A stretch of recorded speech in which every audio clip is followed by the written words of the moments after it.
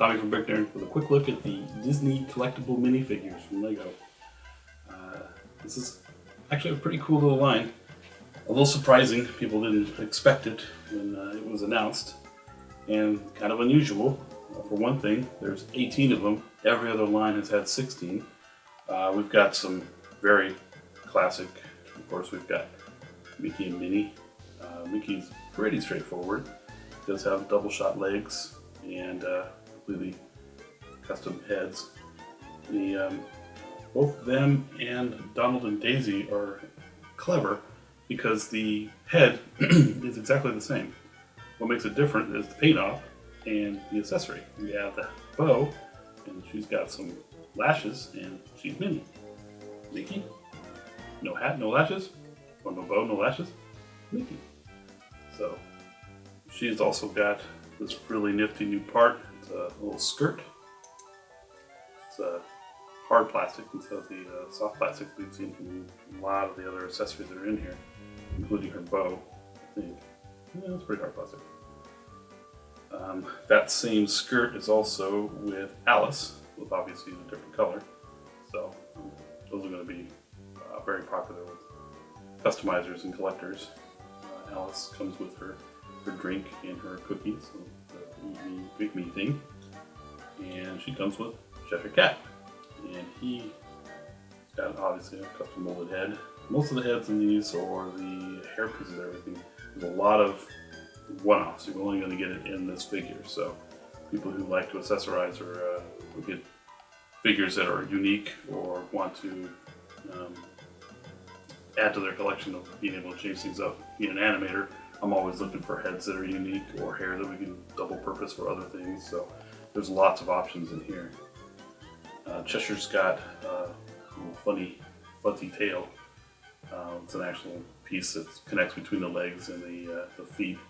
The thing that makes it a little weird, he's got, to make him a little bit shorter, he's got the kid legs that don't articulate, but the tail adds just enough more height that he ends up being almost as tall as Alice. The tail's also, at least mine, it's like a PVC material, I believe, and it has a tendency to warp down, so the figure itself is kind of wants to fall over because the tail's always pulling it, and the longer it sits without on a base, the more it drops down. That's a little weird. We've got Genie and Aladdin. Genie's pretty cool. He's got a little head topper that will make him bald and gives him a little place to put the little, I don't know what you call it, it's not really a mohawk, it's like a tuft of hair with a ring on it. And he's got his lamp, of course. And Aladdin also has a lamp, which is kind of a strange accessory, but I don't know what else you'd give him. And he's got cool hair that you could possibly double purpose as a certain Doctor Who character who's fond of the fez. Oops, I knocked his hair off. Also have a couple from a Pixar movie here. We have Mr. Incredible and Syndrome. Both have I think he's got a, Mr. Incredible's got a poster. I think that's what it is. I can't imagine that's an album. But I like Syndrome's better. He's got map or schematics for his big walking articulate robot. And he's got hair that is probably going to be very popular with the Ghost Rider customizers out there, because for the first time we've got kind of cool fiery hair. They both got double shot legs. Double shots are actually quite popular in this set. Donald and Daisy both have those. Got yellow legs, and then they've been decoed on hers. She's got. They both got this cute little duck butt, for lack of a better word. And same thing on their heads as well. They've got, it's the same exact head, but with a different paint off on her, and add the bow or add the hat on him. Two different figures. So that's smart on LEGO's part. We've got Ariel and Ursula, both of which have fairly limited articulation. Ariel's got the, use that word a lot, okay. Articulation. She's got her standard, I think it's standard, seems pretty standard, mermaid tail and a fairly large hairpiece, which means you can't turn her head because the hair keeps it from turning, and you legs, so those don't go anywhere. So she just kind of can do stuff with her arms. And Ursula, her entire bottom half, while very, very cool, doesn't do anything.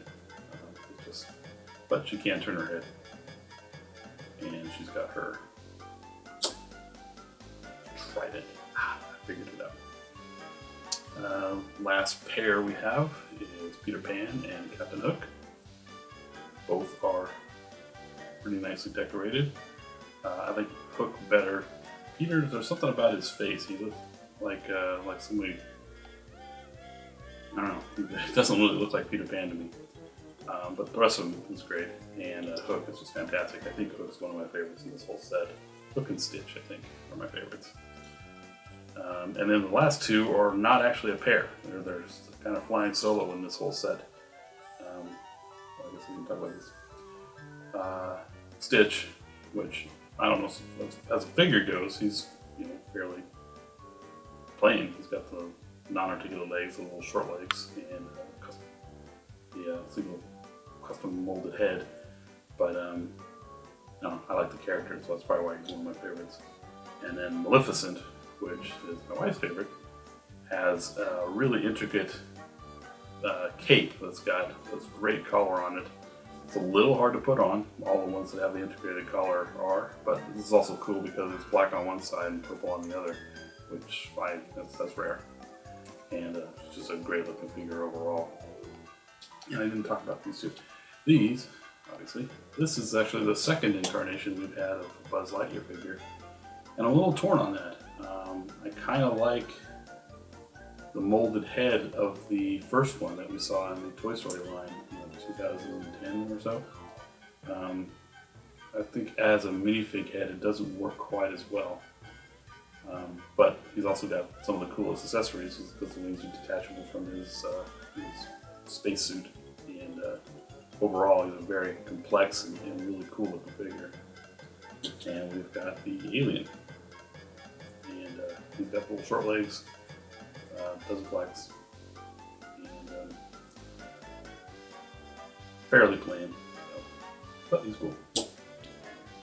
And that is the entire 18 figure lineup of the Disney Collectible Minifigures. Thanks for watching.